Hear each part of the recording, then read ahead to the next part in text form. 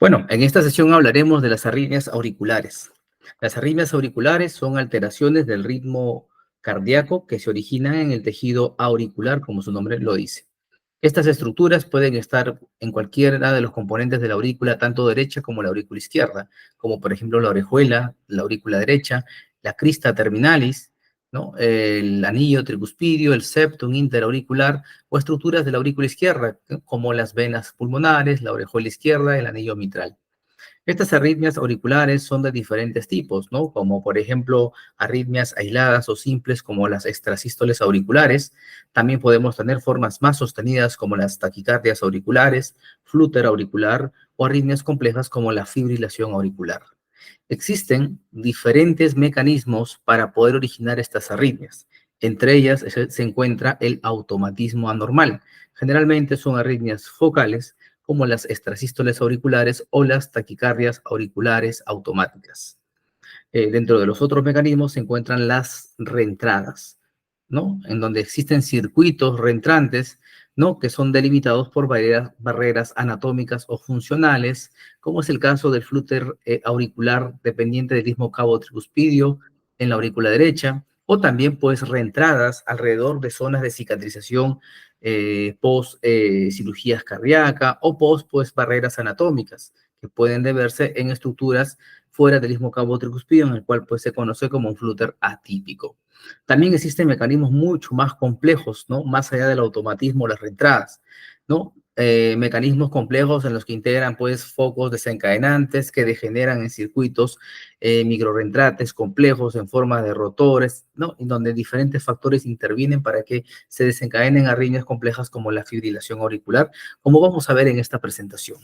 Entonces, empezaremos hablando de las extrasístoles auriculares, también conocidas como contracciones auriculares o atriales prematuras, como CAPS. Estas arritmias son muy frecuentes en realidad en la población general. Alcanza hasta un 70% en la población joven y casi un 100% en la población de la tercera edad. Evidentemente en estudios de monitoreo prolongado, como estudios Holter de 24 horas. En los electrocardiogramas, pues es menos frecuente, sin lugar a duda. ¿Qué son las extrasístoles auriculares? Pues son latidos auriculares prematuros que se adelantan a un ritmo sinusal normal, como podemos ver en esta imagen. Acá tenemos un ritmo sinusal que se origina pues aquí en esta estructura anatómica conocida como el nodo sinusal.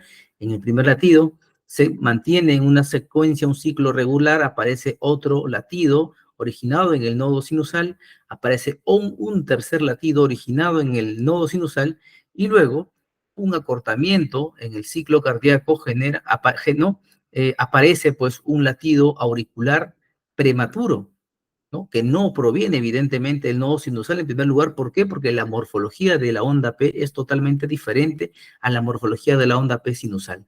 Y además es un latido que se adelanta con un intervalo de acoplamiento corto, ¿no? Que genera pues este latido auricular, la conducción eléctrica por el nodo auriculoventricular, despolarizando prematuramente también el ventrículo, luego generando una pausa compensatoria y reseteándose nuevamente el ritmo sinusal. Entonces, acá para poder entender una extrasístole auricular prematura es un latido auricular prematuro que se adelanta al latido normal, que puede generar una conducción eléctrica y en algunas ocasiones, ¿no? Como este latido se adelanta, el nodo auriculoventricular en algunas ocasiones puede estar en su periodo refractario. De repente no todo el nodo sinusal, solamente la vía rápida, por lo tanto la conducción eléctrica se puede dar por la vía lenta del nodo AB, prolongando el intervalo PR. En algunas ocasiones, incluso una de las ramas pueden estar en periodo refractario, generando una aberrancia en la conducción. Generalmente la rama que suele estar aberrada es la rama derecha, ¿ok?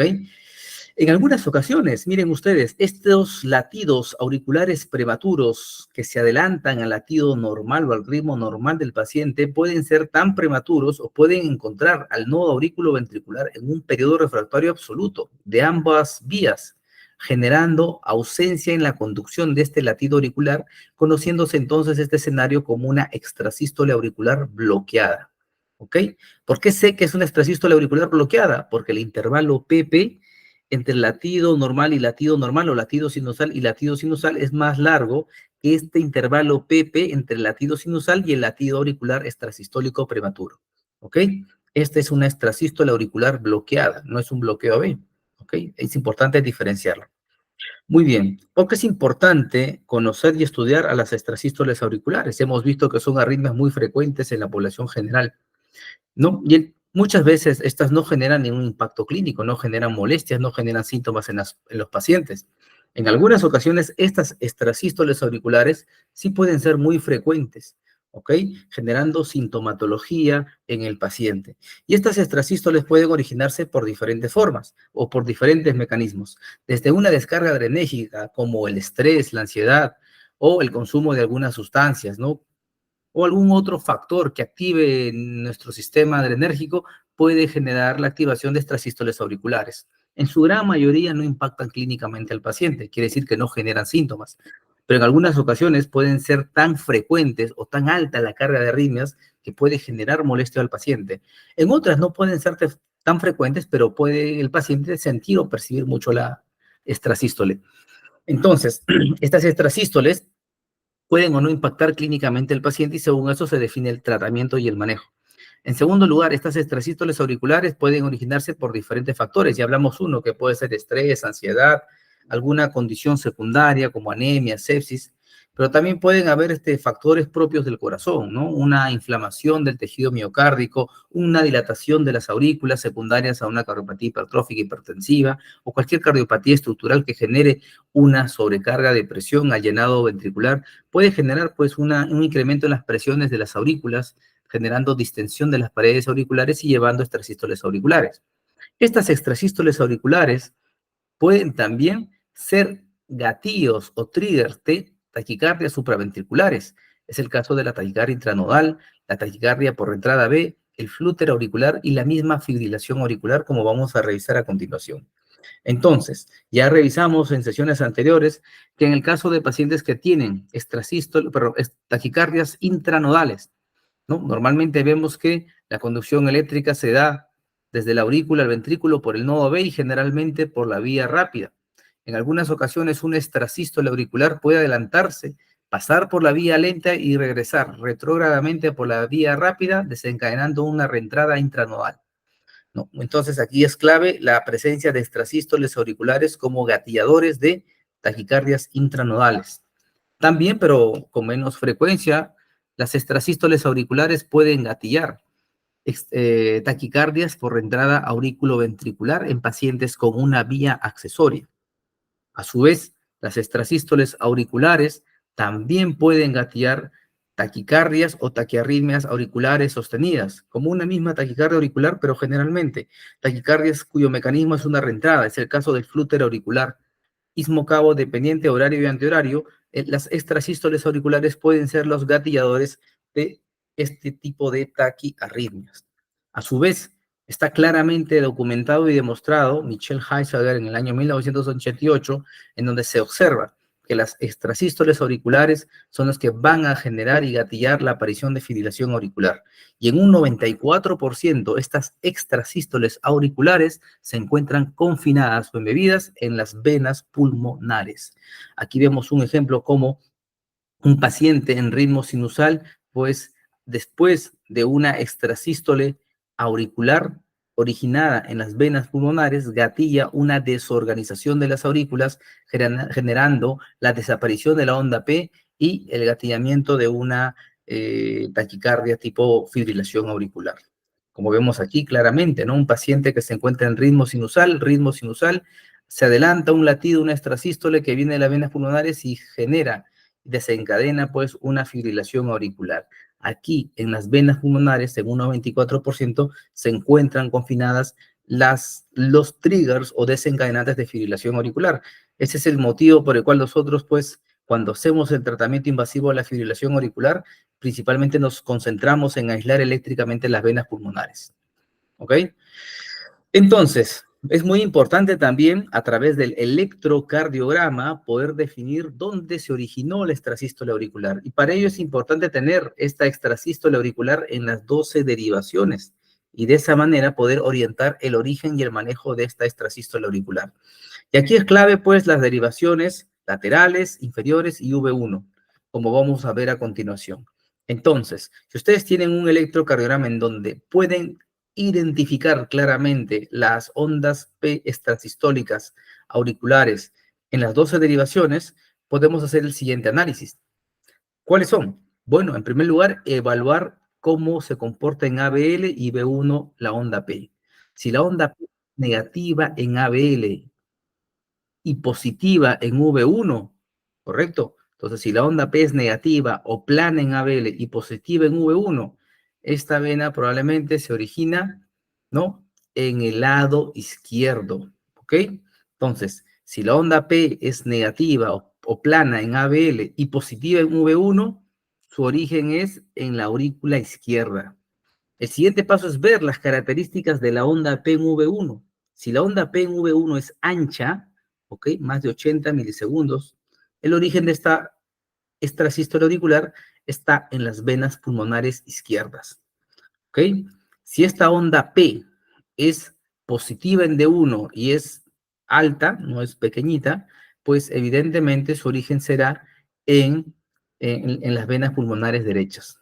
Entonces es importante recordar esta información. Si la onda P extrasistólica auricular no es negativa en ABL y tampoco es positiva en V1, pues el origen está en la aurícula derecha. Hay uno se concentra en ABR. Si es negativa en ABR, pues viene de las cristas. Y si no es negativa en ABR, pues viene del anillo tricuspidio septal. ¿Ok? Entonces es importante esta información para poder entender la localización de las extrasístoles auriculares. La segunda arritmia o taquiarritmia auricular que vamos a hablar es el flúter auricular. Y el flúter auricular, pues, es una macrorreentrada. ¿Qué es una macrorreentrada? Es un circuito en la cual existe una barrera anatómica o funcional de más de 2 centímetros, en la cual, pues, alrededor de esta existe un circuito reentrante que gira alrededor de esta barrera, como podemos ver en este video, como en esta aurícula derecha, ¿no? Ven ustedes, ven acá inferior, ven acá superior, seno coronario, anillo tricuspidio, y cómo alrededor del anillo tricuspidio gira una propagación eléctrica de forma muy rápida, ¿correcto? Y de forma antihoraria. Entonces, este es un circuito de reentrada alrededor de una estructura anatómica. Entonces, eso es el flúter auricular. Es una taquiarritmia auricular macro-reentrante, en la cual existen ritmos auriculares organizados porque de manera secuencial y repetitiva giran alrededor de un circuito de reentrada. Estos circuitos macroreentrantes tienen una frecuencia bastante elevada, que va en promedio entre 240 a 350 latidos auriculares por minuto. Son extremadamente rápidos. ¿Ok? Una de las taquiarritmias más frecuentes dentro de los flúter auriculares es el flúter auricular típico, en la cual esta es una taquiarritmia que se da alrededor de la aurícula derecha. Y este circuito macrorreentrante está definido por barreras anatómicas y funcionales, los cuales generan que gire una propagación eléctrica auricular alrededor de la aurícula derecha, en especial alrededor del anillo tricuspidio, como pueden ver en esta imagen. Esta barrera anatómica, pues, está delimitada por la crista terminalis, ¿correcto? En la parte lateral, ¿no? Por el istmo cavo tricuspidio, que está entre la vena cava inferior y el anillo tricuspidio. Es en esta zona donde se encuentra la zona crítica del flúter auricular típico. Estas barreras siguen avanzando por el septum interauricular, el techo de la aurícula derecha y nuevamente baja por las cristas terminalis, istmo cavo tricuspidio, y así se establece este circuito macro-reentrante alrededor de estas barreras anatómicas. El paciente no necesita haber tenido previamente alguna patología necesariamente. Este tipo de taquiarritmias suele asociarse a pacientes con neumopatías, con hipertensión pulmonar, con patologías de la aurícula derecha, pero no necesariamente, ¿ok? Entonces, como ustedes pueden ver, este circuito macrorreentrante de propagación de la actividad eléctrica auricular gira alrededor del anillo tricuspidio, ¿no? Y está delimitado, como hemos visto, ¿no? Lateralmente, crista terminalis, hacia abajo, ¿no? El istmo cavo tricuspidio, y luego sube, miren ustedes, por la parte septal y la pared anterior. Este circuito se va entonces a sostener en el tiempo. Muchas veces es gatillado por una extrasístole auricular, justamente como hemos comentado, y empieza este circuito macrorreentrante. Es importante recordar que el flúter atrial típico electrocardiográficamente, pues maneja un patrón característico que siempre deben de recordar. El primer paso para identificar un flúter auricular típico es ver que existen pues ondas, ¿correcto? Constantes, ondas auriculares constantes, ¿correcto? Que adoptan un patrón conocido como el patrón de diente de sierra, el cual tiene la característica de estar presente en la derivación de 2, de 3 y ABF, que son las derivaciones inferiores.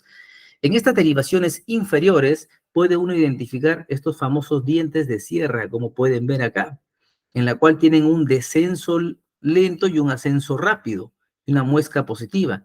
Y así se mantiene, descenso lento, ascenso rápido, descenso lento, ascenso rápido, descenso lento, ascenso rápido, descenso lento, ascenso rápido, y así.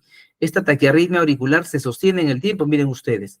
Y evidentemente, no todas, en este caso vemos un flúter auricular que está aproximadamente a una frecuencia de casi 300 latidos por minuto. Evidentemente, no todas los latidos auriculares se propagan al ventrículo. Si no, imagínense, el paciente estaría en este caso con una frecuencia de 300, estimulando el ventrículo. Esa velocidad evidentemente es peligrosísima porque el paciente entraría en fibrilación ventricular. Es ahí la importancia del nodo aurículo ventricular, gracias a sus mecanismos de protección del ventrículo de taquicardias rápidas auriculares, pues que permite que taquicardias rápidas como un flúter auricular no puedan conducirse uno a uno, porque si lo hicieran, pues el paciente iría a una frecuencia extremadamente alta que colocaría su vida en riesgo. Entonces, en este caso, miren ustedes, el paciente está a una frecuencia aproximadamente de 95 latidos por minuto. ¿Por qué?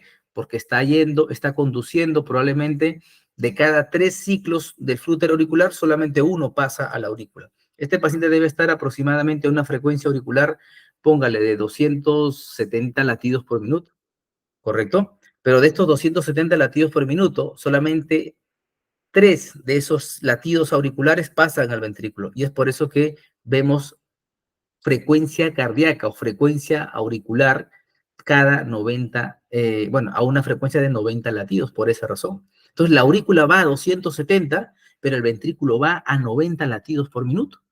¿Eso cómo se consigue? Porque el nodo AB protege al ventrículo. Este electrocardiograma es interesante. ¿Por qué? Porque el intervalo RR es regular, en donde pues hay una conducción fija de la actividad eléctrica auricular extremadamente rápida. Cada 3 latidos pasa uno y así se sostiene, como ustedes pueden ver. Entonces es importante, ¿no? Este patrón característico de dientes de sierra, descenso lento, ascenso rápido, muesca positiva, nos expresa que la activación auricular es alrededor del istmo cabo tricuspidio o del anillo tricuspidio específicamente de forma antihoraria. Entonces, cuando uno identifica un electrocardiograma con dientes de sierra, negativo en inferiores, positivo en V1, negativo en V6, piensa en un flúter atrial típico, es el patrón típico de esta arritmia, e inmediatamente, pues imagínense que esta macrorreentrada gira alrededor del anillo tricuspidio de forma antihoraria. Fundamental recordar esto, ¿no? Este flúter este típico antihorario, pues en un 90% son extrasístoles que vienen de la aurícula izquierda, incluso una FA que puede degenerar en flúter auricular. Aquí miremos un ejemplo clásico. Miren ustedes aquí, un paciente que se encuentra con un flúter auricular, evidentemente, donde vemos pues ondas de flúter, ondas F de flúter, miren ustedes, descenso lento, ascenso rápido, los famosos dientes de sierra, en el cual hay un descenso lento, ascenso rápido y muesca, entonces, ¿no? Y además es positiva la onda de flúter en B1 y negativo en B6, cumple todos los criterios para un flúter atrial típico. Adicionalmente, este flúter atrial típico, pues, como uno puede ver, pues no es fijo, ¿no? Miren ustedes, la conducción es variable acá. Acá la conducción es variable. ¿Por qué? Porque los RR son irregulares, ¿correcto? Como vamos a ver pues a continuación en otros casos. Entonces es importante recordar que la conducción auricular del flúter puede ser fija. ¿Cuándo? Cuando pues los eventos auriculares van a la misma frecuencia. Aquí vemos otro ejemplo. de un flúter auricular. ¿Por qué? Porque vemos activación auricular continua, regular, fija, igualita en todo momento. En este caso, el patrón electrocardiográfico cambia. En las derivaciones inferiores, las ondas son predominantemente positivas y en la derivación V1, las ondas son negativas melladas. Ese patrón habla de un flúter horario dependiente del istmo cabo-tricuspidio. Muchas veces este tipo de flúter horario, ¿correcto?, suele originarse por extrasístoles que provienen de la aurícula derecha. Miren acá, miramos otro ejemplo, miren acá, otro ejemplo en la cual vemos un paciente con, pues, unas ondas, ¿no?, regulares, auriculares, que se repiten y se sostienen. Pues esto pertenece a un paciente con un flúter auricular. Pero miren ustedes cómo son las ondas en derivaciones inferiores, de 2, de 3, ¿correcto? Y ABF. Son ondas predominantemente positivas. En la derivación V1, las ondas predominantemente son negativas y en V6 son positivas. Entonces, este es un patrón de un flúter horario, dependiente del istmo cabo-tricuspidio. Y adicionalmente, miren este ejemplo. ¿Cómo es la conducción en este paciente? Pues es fija. ¿Por qué? Porque los intervalos RR son constantes. Al ser constantes los intervalos RR, la conducción de este flúter, que está yendo a una frecuencia de 240 latidos por minuto, pues conduce, ¿no? De cada 4 latidos auriculares de flúter, uno se conduce al ventrículo gracias al nodo AB. Eso genera de que la frecuencia ventricular sea de 60 latidos por minuto. ¿Por qué es fijo? Porque los intervalos RR son regulares. ¿Cuándo hablamos de un flúter variable? Cuando los intervalos RR son irregulares, como en este caso. ¿Ok? Muy bien, avancemos y entendemos un poquito más el flúter atrial. Acá vemos otro ejemplo de un flúter atrial con conducción variable. Un paciente con activación auricular constante, rápida, ondas F de flúter, positiva, ¿en dónde? Miren ustedes, dientes de sierra, D2, D3, ABF, D2, dientes de sierra, descenso, descenso y ascenso, D3, dientes de sierra, negativo predominantemente, positivo en B1, negativo en B6. Este es un patrón típico de un flúter auricular. Y adicionalmente, los intervalos RR son cambiantes, por lo tanto es un flúter con conducción AB variable. ¿Ok? Muy bien, el flúter atrial entonces puede ser típico. ¿Cuándo? Cuando la macrorreentrada entonces está centrado en el istmo cabo-tricuspidio en la gran mayoría de los casos. Pero el flúter atrial puede ser atípico, cuando el circuito macrorreentrante no tiene nada que ver o no se encuentra la zona crítica del circuito macrorreentrante en el istmo cabo-tricuspidio. En el flúter atrial atípico, entonces, aparecen diferentes patrones electrocardiográficos, ¿ok? En donde la no dependencia del istmo cabo-tricuspidio es la clave para ser atípico. Estas arritmias pueden originarse en la aurícula derecha, en la aurícula izquierda, ¿ok? Y para ello, como cualquier circuito macrorreentrante, pues deben haber zonas de conducción lenta. Aquí, pues, las barreras pueden ser funcionales, anatómicas o cicatrices. Veamos ejemplos de flúter atrial atípico en la aurícula derecha, ¿no? En este caso, pues, barreras anatómicas como la misma vena cava superior, vena cava inferior, pueden ser barreras anatómicas para generar flúteres alrededor de estas barreras anatómicas. Pero también hay barreras generadas por cicatrices en la pared libre de las aurículas derecha, secundarios a cirugías cardíacas post-atriotomía. ¿Correcto? Como podemos ver en esta gráfica, miren ustedes, una aurícula derecha, vena cava inferior, aurícula derecha, pared lateral, vena cava superior. Este es un paciente que le hicieron una triotomía, dejó una cicatriz postquirúrgica y alrededor de esta cicatriz se forma la macrorreentrada. Por lo tanto, ahí se forma el circuito macrorreentrante. Los flúter atriales también atípicos pueden ser izquierdos. Pueden ser, pues, alrededor de barreras anatómicas como el anillo mitral, estructuras anatómicas como las venas pulmonares o cicatrices post cirugías, post ablación de fibrilación auricular. ¿Ok?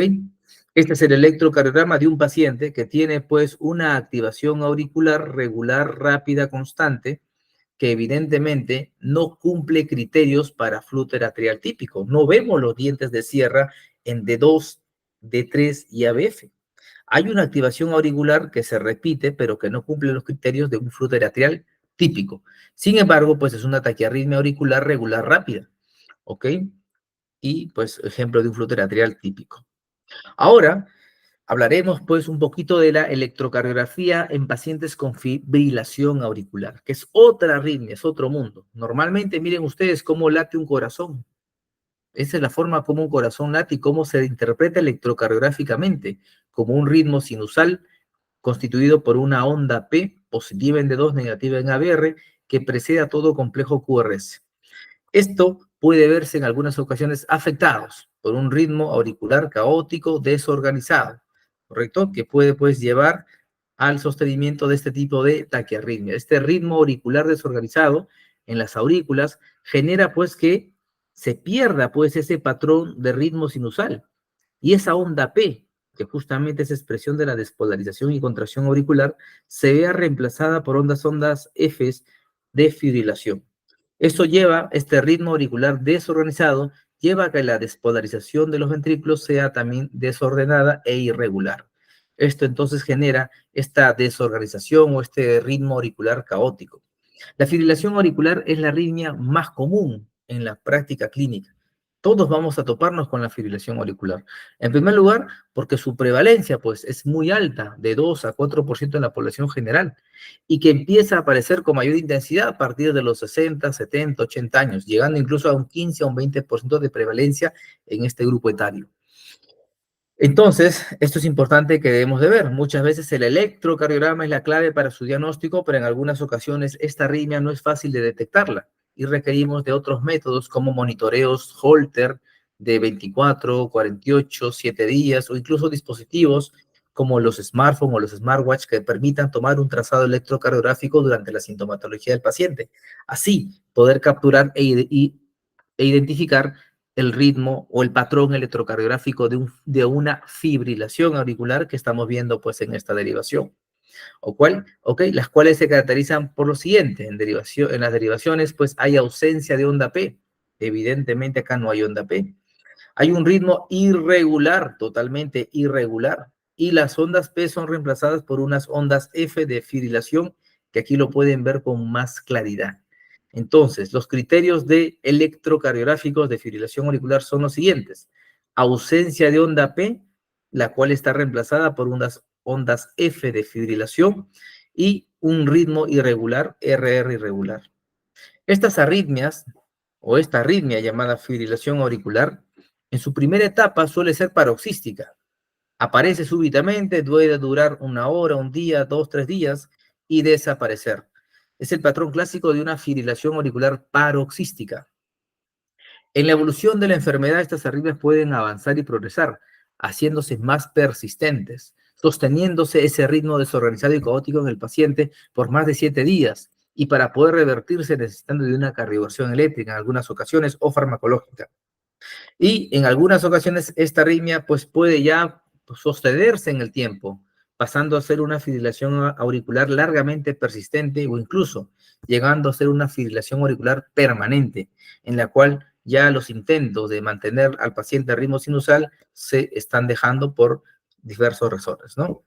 Esta arritmia tiene diferentes mecanismos, en la cual existen factores gatilladores o disparadores y factores perpetuadores de la arritmia. Los factores o los gatillos de esta arritmia o los triggers se encuentran principalmente en las venas pulmonares y los triggers son las extrasístoles auriculares, las cuales se encuentran en un 94% ahí, confinados en las venas pulmonares. Estas pues gatillan, desencadenan ese ritmo auricular caótico en las aurículas. Justamente el tratamiento de la ablación de la fibrilación auricular se centra en esto, miren ustedes, en aislar las venas pulmonares, así ya estos gatillos no pasan a la aurícula y ya no la desorganizan. Pero también no solamente depende la fibrilación auricular de los factores disparadores, sino también de los factores que perpetúan la arritmia. Y eso está muy relacionado con el sustrato arrítmico, ¿ok? O sea, a cambios en el tejido auricular por dilatación, por sobrecarga de presión, por cambios en la estructura, la arquitectura tisular y eléctrica, ¿no? Secundarios a una remodelación inversa de la pared auricular o a fibrosis en el tejido auricular, ¿no? Y también otros factores, plexos ganglionares y múltiples factores más hacen que esta arritmia tenga un mecanismo muy complejo. Este ritmo auricular caótico, desorganizado, que electrocardiográficamente se manifiesta como ausencia de onda P, reemplazado por onda F, RR irregular, y que en un monitoreo Holter, estas tienen que tener como mínimo una duración de 30 segundos, ¿correcto? Van a generar pues que la contracción auricular desaparezca. Eso impacta hemodinámicamente, por supuesto, porque va a reducir un 20% del gasto cardíaco. Pero a su vez, la ausencia de contracción auricular lleva a qué? Lleva pues a que justamente se forme una éstasis dentro de la aurícula izquierda y justamente predisponga a la formación de coágulos.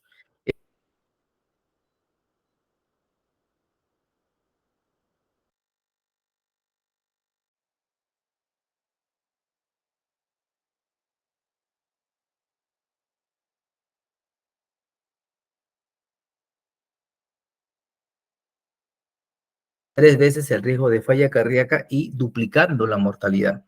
Por eso es fundamental estratificar el riesgo embólico de todo paciente con fibrilación auricular y de esa manera definir estrategias de prevención para eventos tromboembólicos como con el uso de los anticoagulantes orales. ¿Ok? Bueno, con esto termino mi presentación. Espero les haya sido muy claro este tema, ¿no?, de las arritmias auriculares y estamos atentos a cualquier pregunta. ¿Ok? Muchas gracias.